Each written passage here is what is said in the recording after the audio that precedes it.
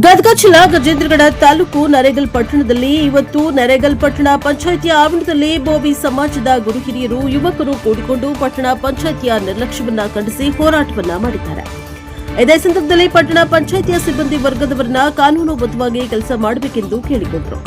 ಕಾರಣ ಬೋವಿ ಸಮಾಜದ ದುರ್ಗಮ್ಮ ದೇವಸ್ಥಾನದ ಆವರಣದಲ್ಲಿ ಅಕ್ರಮವಾಗಿ ಜಾಗವನ್ನ ಕಬಳಿಸಿದ್ದಾರೆ ಎನ್ನುವ ಆರೋಪವನ್ನ ಸಮಾಜದ ಯುವಕರು ಪಟ್ಟಣ ಪಂಚಾಯಿತಿಗೆ ನೋಟಿಸ್ ಅನ್ನ 6 ತಿಂಗಳ ಹಿಂದೆ ನೀಡಿದ್ದಾರೆ. ಇದಕ್ಕೆ ನರೇಗಲ್ ಪಟ್ಟಣ ಪಂಚಾಯಿತಿಯಿಂದ ಯುವಕರಿಗೆ ಯಾವುದೇ ಪ್ರಯೋಜನ ಆಗಿಲ್ಲ ಎಂದು ಇವತ್ತಿನ ದಿವಸ ಪಟ್ಟಣ ಪಂಚಾಯಿತಿಗೆ ಮುತ್ತಿಗೆ ಹಾಕುವ ಪ್ರಯತ್ನ ನಡೆದಿದೆ. ಈ ಸಂದರ್ಭದಲ್ಲಿ ಪಟ್ಟಣ ಪಂಚಾಯಿತಿಯ ಮುಖ್ಯ ಅಧಿಕಾರಿ ಹಾಗೂ ನರೇಗಲ್ ಆರಕ್ಷಕ ಠಾಣೆಯ ಪಿಎಸ್ಐ ಆದಂತಹ ಐಶ್ವರ್ಯ ಅವರು ಸ್ಥಳಕ್ಕೆ ಆಗಮಿಸಿ ಅಲ್ಲಿಯ ಸಮಸ್ಯೆಗಳನ್ನು ಆಲಿಸಿ ಒಂದು ದಿನ ಕಾಲಾವಕಾಶವನ್ನು ತೆಗೆದುಕೊಂಡು ಕಾನೂನಿನ ಪ್ರಕಾರ ನ್ಯಾಯವನ್ನ ಕೊಡಿಸುವ ಬಗ್ಗೆ ನರೇಗಲ್ ಮುಖ್ಯ ಅಧಿಕಾರಿಗಳು ಆರಕ್ಷಕ ಠಾಣೆ ಸಿಬ್ಬಂದಿ ವರ್ಗವು ಕೂಡಿಕೊಂಡು ಬೋವಿ ಸಮಾಜದ ಗುರು ಹಿರಿಯರಿಗೆ ನೋಟಿಸ್ ನೀಡುವ ಮೂಲಕ ಸಮಸ್ಯೆಯನ್ನ ಬಗೆಹರಿಸಿ ಶಾಂತ ರೀತಿಯಿಂದ ಕ್ರಮವನ್ನು ತೆಗೆದುಕೊಳ್ಳುತ್ತೇವೆ ಎಂದು ಬೋವಿ ಸಮಾಜದ ಯುವಕರಿಗೆ ತಿಳುವಳಿಕೆ ಹೇಳಿ ಈ ಒಂದು ಗೊಂದಲವನ್ನು ಬಗೆಹರಿಸಿದ್ದಾರೆ.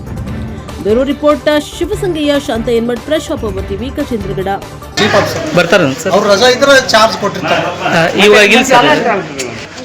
ಈಗ ಸರ್ ಅವರು ಬರ್ತೀನಿ ಅಂದಾರ ಸರ್. ಬರ್ತಾರ್ರಿ. ಅವ್ರು ಬರ್ಲಿಲ್ಲ ಅಂದ್ರೆ ನನಗೆ ಚಾರ್ಜ್ ಹಾಕಿ ಹೋಗ್ಬಿಡ್ತಾರೆ. ಸರ್ ಮತ್ತೆ ಈಗ ನಿಮ್ಮ ಸಿಬ್ಬಂದಿ ಕೇಳಿದ್ ಸರ ಇನ್ಚಾರ್ಜ್ ಸಿಟಿ ಮಿನಿಸ್ಟರ್ ಅದರ ಅಂತಂದ್ರು. ಅಲ್ಲ ಅವ್ರು ರಜಾ ಇಲ್ಲ. ಈಗ ಇದನ್ನ ಅದಾರ ಸರ್. ಮತ್ತೆ ಏನೋ ಡಿ ಸಿ ಆಫೀಸ್ನ ಮೀಟಿಂಗ್ನಾಗ ಅದರ ರಜಾ ಅದ ಮೀಟಿಂಗ್ ಹೋಗಿರ್ಬೇಕು.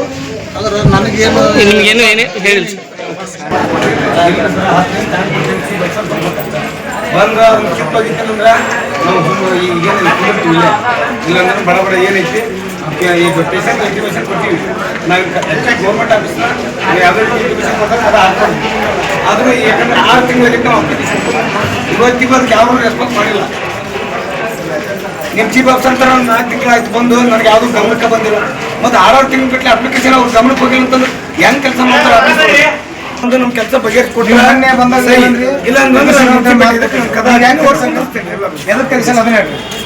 ಏನ್ ಅನ್ಸುತ್ತೆ ಸರ್? ಅವ್ನ ಹತ್ರ ದುಡ್ಡು ಇಸ್ಕೊಂಡಿರ್ಬೇಕು ಇವರು. ಯಾಕಂದ್ರೆ 6 ತಿಂಗಳ ಅಪ್ಲಿಕೇಶನ್ ಕೊಟ್ಟು ಇವತ್ತಿಗೆ ಯಾರು ಒಬ್ರು ಹೋಗಿ ಮಾತಾಡ್ತಿಲ್ಲ.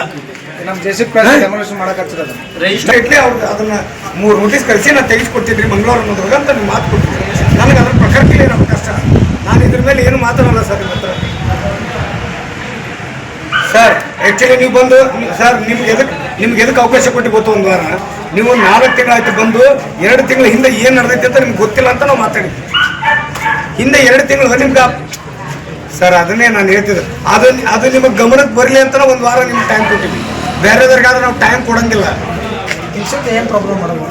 ಈಗ ಹೌದು ಇನ್ನೊಂದು ಅವ ಅಕ್ರಮವಾಗಿ ಅದನ್ನ ರೆಡಿ ಮಾಡ್ಯಾನೋ ಇಲ್ಲೋ ನಿಮ್ಮ ಅನಿಸಿಕೆ ಹೇಳ್ರಿ. ನಾನು ಫಸ್ಟ್ ಮಾಡ್ಯಾನ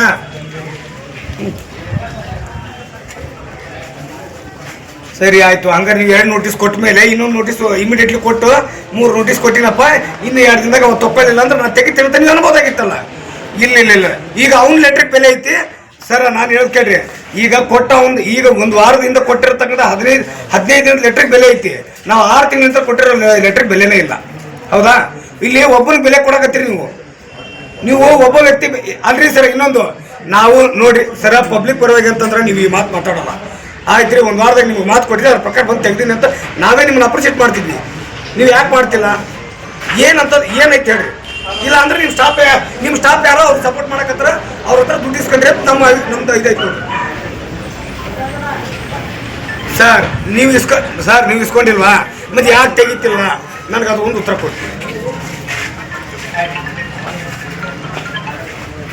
ಹಂಗಾದ್ರೆ ಸರ್ ನೀವು ಹೇಳ್ದಂಗೆ ಒಂದು ನೀವು ಮಕ್ಕ ನೋಡಿಲ್ಲ ಸರ್. ನಮ್ಮ ಏರಿಯಾಕ್ಕೆ ಬಂದಿದ್ರಿ ಅವತ್ತು. ನೀವು ಎಲ್ಲರ ಇದ್ರಿಗೆ ನೀವು ಮಾತು ಕೊಟ್ಟೋಗಿರಿ. ಅವತ್ತಿಂದು ಕೂಡ ರೆಕಾರ್ಡ್ ಇದೆ ನನ್ನ ಹತ್ರ. ನಾನು ಮುಂದೆ ಡಿ ಸಿ ಆಫೀಸ್ಗೆ ಹೋಗಿ ಮೀಡಿಯಾದವ್ರನ್ನ ಕರೆಸಿ ಹೊಲಿಗೆರೆ ಮಾಡೋ ರೇಂಜಿಗೆ ತರಬೇಡ್ರಿ. ನಾನು ನಿಮ್ಗೆ ರಿಕ್ವೆಸ್ಟ್ ಮಾಡ್ಕೊಳಕತ್ತೀನಿ. Sorry sir. ಒಟ್ಟು ನೋಡಿ ಸರ ಇವತ್ತು ಮಾತ್ರ ಸರ. ಈಗ ಇನ್ನೊಂದು ನಾನು ಒಬ್ಬನಲ್ರಿ ಮಾತಾಡಕ ಸರ್. ನಾನು ಒಬ್ಬನಲ್ಲ ಮಾತಾಡಕ. ಇಲ್ಲಿ 20-25 ಜನ ಬಂದಿದ್ದೀವಿ. ಹಿರಿಯರು ಅದಾರ. ನೀವು ಅವ್ರಿಗೂ ಇಲ್ಲೇನೈತೆ ಬಂದು ನೇರವಾಗಿ ಮಾತಾಡಿ. ನೀವು ಇನ್ನೂ 10 ನಿಮಿಷಕ್ಕೆ 10 ನಿಮಿಷ ಎಕ್ಸ್ಟ್ರಾ ತೊಗೊಳ್ರಿ. ಅಲ್ಲಿವರೆಗೂ ನಿಮ್ಮ ಸ್ಟಾಫ್ ನಾವು ನಿಮ್ಮ ಸ್ಟಾಫ್ಗೆ ಏನೂ ಮಾತಾಡೋಲ್ಲ. ಆದ್ರೆ ಕೆಲಸ ಮಾಡೋಂಗಿಲ್ಲ. ಊಟನ ಹೊರಗಡೆ ನಮ್ಮ ಮುಂದೆ ಕುಂದಿಸ್ಕೊತೀವಿ. ನಾವು ಯಾರಿಗೂ ನಿಮ್ಮ ಸ್ಟಾಫ್ಗಳಿಗೆ ತೊಂದರೆ ಕೊಡೋಲ್ಲ. ನನಗೇನಾಗಬೇಕು ನಮ್ಮ ಕೆಲಸ ಕೇಳಿ ನಮ್ಮ ಕೆಲಸ ಮಾಡ್ಕೊಂಡ್ರಿ ಅಷ್ಟ. ನಿಮ್ಮ ಹತ್ರ ನಾವು ಜಾಸ್ತಿ ಯಾಕಂದ್ರೆ ನೀವು ಉನ್ನತ ಸ್ಥಾನದಾಗಿದ್ದರೂ ನಿಮ್ಗೊಂದು ಬೆಲೆ ಕೊಡ ಹಾಕ್ತೀನಿ ಅಷ್ಟ.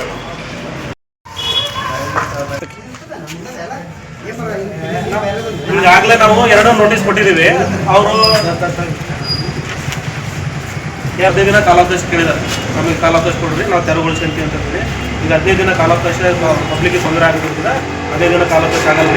ಈ 3 ದಿನ ಕ್ಲಿಯರ್ ಮಾಡ್ಕೊಂಡ್ರೆ ಓಕೆ, ಇಲ್ಲಾಂದರೆ ನಮ್ಮ ಆಫೀಸಿಂದ ಆಫೀಸ್ ಆರ್ಡರ್ ಹಾಕ್ಕೊಂಡು ತೆರವುಗೊಳಿಸಿ ನಾವು ಕ್ರಮ ಕೈಗೊಳ್ತಿದ್ದು ಅವ್ರಿಗೆ ಅಂತಿಮ ನೋಟಿಸ್ ಕೊಟ್ಟಿದ್ವಿ. ಈ ಅಂತಿಮ ನೋಟಿಸ್ ಕೊಟ್ಟಿದ್ದು ನಾವು ಕ್ಲಿಯರ್ ಮಾಡಿದ್ವಿ.